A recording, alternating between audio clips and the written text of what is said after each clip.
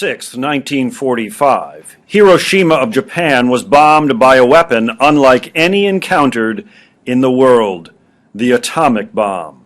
The bomb's name was Little Boy, and like any boy, it had to develop, it had to grow, it had to be born, and it had to be explored in the Manhattan Project.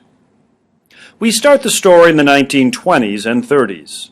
Scientists such as James Chadwick and Enrico Fermi had been studying the possibilities of splitting the nucleus of the uranium atom, possibilities that could release tremendous amounts of energy.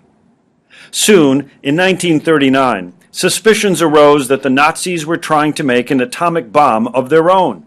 Even Einstein came into the picture, as he implored current President Roosevelt to acknowledge the situation. In a letter written to Roosevelt on August 2, 1939, he states that in the course of the last 4 months, it has been made probable, through the work of Joliet of France, as well as Fermi and Szilard in America, that it may become possible to set up a nuclear chain reaction in a large mass of uranium, by which vast amounts of power and large quantities of new radium-like elements would be generated.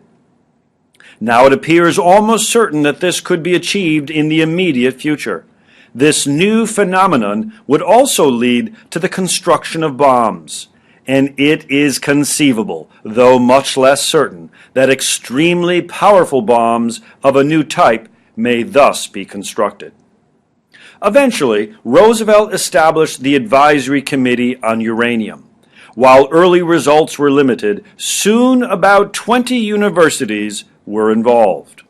One of those universities was the University of Chicago in its metallurgical laboratory, otherwise known as the MET Lab.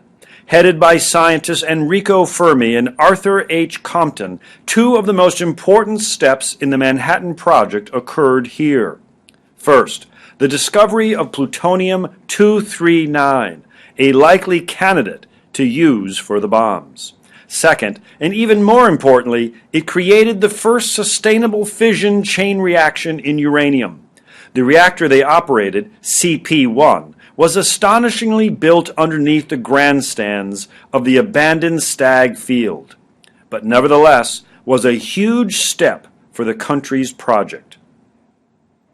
Soon, research was transferred to Los Alamos, New Mexico, and in 1942, U.S. Army General Leslie Groves assumed total power over the project, with scientists such as Oppenheimer coming into the fray.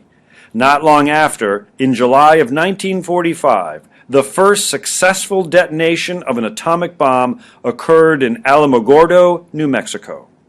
With newfound power in hand, the U.S. wasted no time in demonstrating it, establishing themselves as a true world power. However, no matter the power, the Manhattan Project still has a shroud of darkness around it, setting forth the question: to what extent did the Manhattan Project inspire fear and division?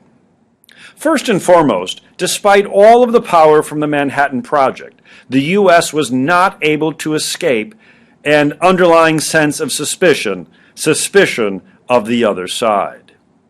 In a questioning by the Senate Atomic Energy Committee, Leslie Groves states that he would recommend the manufacture of explosives being continued until sufficient bombs were made. In an interview, Groves effectively depicts his longing for power.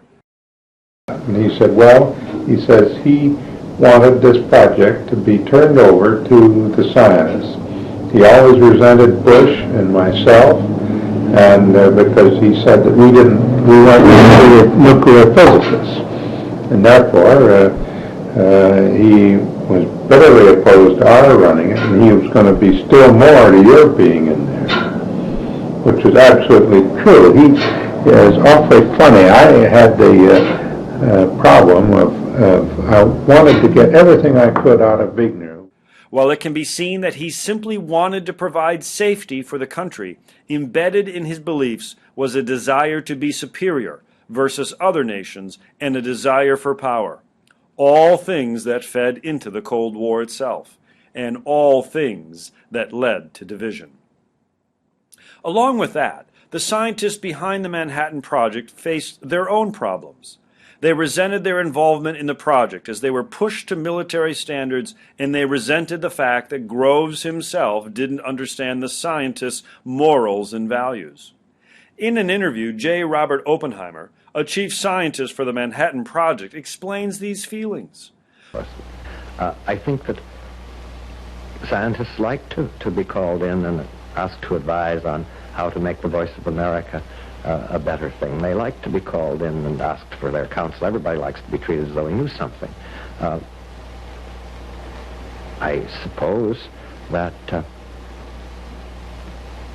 when the government behaves badly in a field you're working close to, when decisions that look cowardly or vindictive or short-sighted or mean are made, and that's very close to your area, then you get discouraged, and you may recite George Herbert's poem, I Will Abroad, but I think that's human rather than scientific. The resentment extended to scientists at MetLab itself as scientists Jeffries and James Franck warned the U.S. of the dangers of atomic warfare. At the end of World War II, they went as far as establishing the Bulletin of the Atomic Scientists to influence atomic policy. One of their more prominent roles is their position in the battle between Oppenheimer and the government. The government had accused Oppenheimer of being unpatriotic for his voice against developing the H-bomb, but the Bulletin simply denoted that view as contrary to both decency and common sense. Obviously, the scientists faced both inner and external turmoil in their part of the Manhattan Project, contributing to the division the project created. But the crux of the division occurred in the relationships between scientists and government. Take the argument between Oppenheimer and government over the H-bomb, for example. There is clearly division present, but also consider this letter to Oppenheimer that President Roosevelt wrote nearly 10 years earlier. In his letter, he commends and applauds the scientist for his work.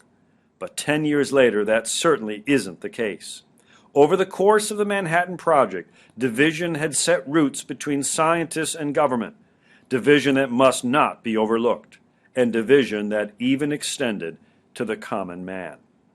To explain this, we follow the journey of one man, Philip J. Close.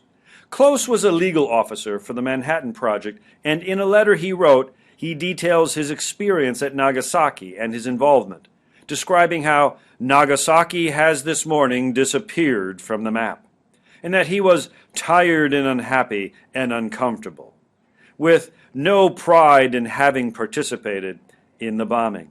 When he came home, he began drinking heavily and died in 1963. A decorated life and important position Philip J. Close had, but a marked and smeared life as well.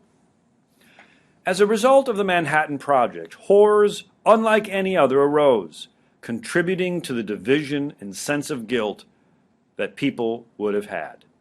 In the end, the question of how much division the Manhattan Project provided is clear, and the answer is clearer. It inspired suspicion, resentment, and guilt. And as the country moves forward in the realm of nuclear energy, it is clear that those issues must be addressed. With the Atomic Energy Act, which established the Atomic Energy Commission, and the 1963 Clean Air Act, we've already started. But one thing is clear. The Manhattan Project was immensely important.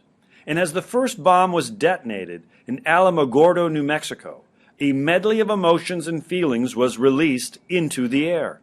And it is our job to corral and understand just what they mean for us and for our future.